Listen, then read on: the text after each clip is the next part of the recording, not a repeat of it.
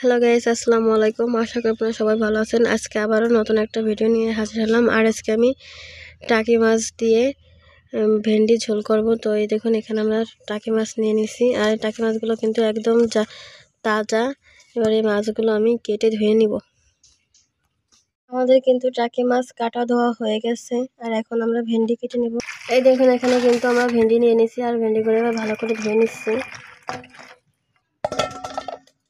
এই দেখুন, ভেন্ডি কিন্তু কেটে নিছে। আর এই দেখুন, ভেন্ডিগুলোর ভিতরে কিন্তু একদম ফ্রেশ সাদা, কোনো কিন্তু পোকা দেখা যাচ্ছে না। আর এইভাবে কিন্তু আমরা সব ভেন্ডিগুলো কেটে নেব। ভেন্ডি কিন্তু আমাদের কাটা হয়ে গেছে। আমি কিন্তু টাকি মাছের লবণ আর হলুদ ভালো করে মাখিয়ে নিছি।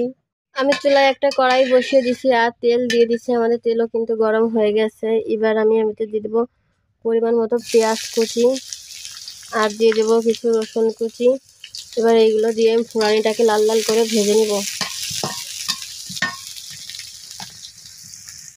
ফোড়ানি কিন্তু লাল লাল করে ভাজা হয়ে গেছে। এবার এগুলো আমি একটা বাটিতে উঠিয়ে নিব। ফোড়ানি কিন্তু আমি একটা বাটিতে উঠিয়ে নিয়েছি। আর তেলের ভিতরে কিন্তু 4 টুকরো কাঁচামরিচ দিচ্ছি। আর এখন লবণ আর হলুদ দিয়ে মাখিয়ে রাখা মাছগুলো দিয়ে দিব। আর আমি কিন্তু মাছগুলো আজকে কষিয়ে রান্না করব। এবার আমি মাছগুলো ভালো করে কিছুক্ষণ কষিয়ে নিব।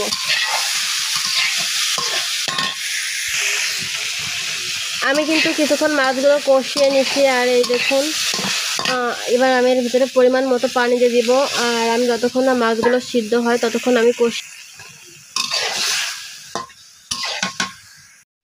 ফিরে এলাম কিছুক্ষণ পর। এই দেখুন, আমাদের মাছগুলো কিন্তু কষানো হয়ে গেছে।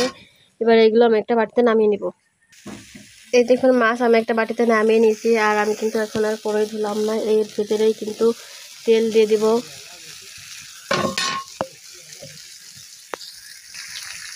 আমি কড়ার ভিতরে কিন্তু তেল দিয়ে দিয়েছি। আর দিয়ে দিয়েছি লবণ, হলুদ আর অল্প একটু রসুন বাটা দিয়ে দিচ্ছি। এবার এগুলো মিশিয়ে নিব। আর আমি কিন্তু একটা আলু কেটে নিচ্ছি। এবার এই আলুগুলো দিয়ে দিব। দিয়ে ভালো করে মশলার সাথে কিছুক্ষণ কষিয়ে নিব। দিয়ে দেবো কিছু কাঁচামরিচ ফালিয়ে। এগুলো কিন্তু আমি আগে থেকে ধুয়ে রেখেছিলাম। এবার এগুলো দিয়ে আমি আলুর সাথে কিছুক্ষণ কষিয়ে নেব।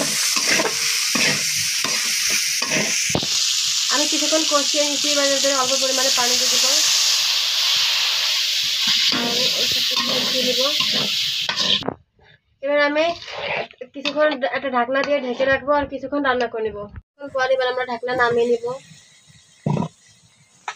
আর এই দেখুন, আমাদের আলু কিন্তু অনেকটাই সিদ্ধ হয়ে গেছে। এবার এর ভিতরে ধুয়ে রাখা ভেন্ডিগুলো দিয়ে দিব। এবার আমি ভেন্ডি দিয়ে কিছুক্ষণ কষিয়ে নেব। আমি কিছুক্ষণ কষিয়ে নিচ্ছি। এবার এর ভিতরে অল্প পরিমাণে পানি দিয়ে দিব। আর আমি সব কিছু নাড়া দিয়ে নিব। আর আমি কিছুক্ষণ ভেন্ডি আর আলু কষিয়ে নেব। দিয়ে এলাম কিছুক্ষণ পরে। এই দেখুন, আমাদের ভেন্ডিও কিন্তু সিদ্ধ হয়ে গেছে আর আলুও সিদ্ধ হয়ে গেছে। এবার কষানো মাছগুলো দিয়ে দিব। আর আমি মাছগুলো দিয়ে 1 মিনিট কষিয়ে নেব।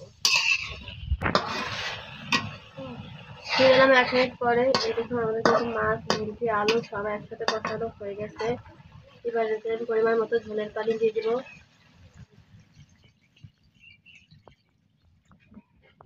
এবার আমি এই ঝোলটাকে বলক উঠিয়ে নিব।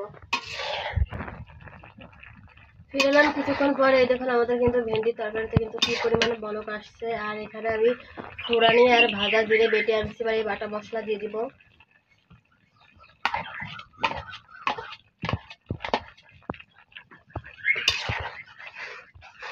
আমাদের বাটা মশলা কিন্তু দেওয়া হয়ে গেছে। আমি আরো কিছুক্ষণ রান্না করে নেব।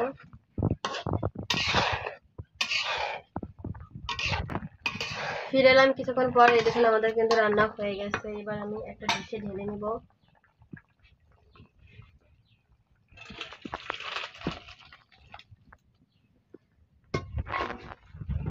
আমি একটা ডিশে ঢেলে নিয়েছি। আর কার কার ভেন্ডির ঝোল আমার মতো পছন্দ অবশ্যই কিন্তু কমেন্টে জানাবেন। আর আমার কিন্তু ভেন্ডির তরকারি খেতে অনেক ভালো লাগে।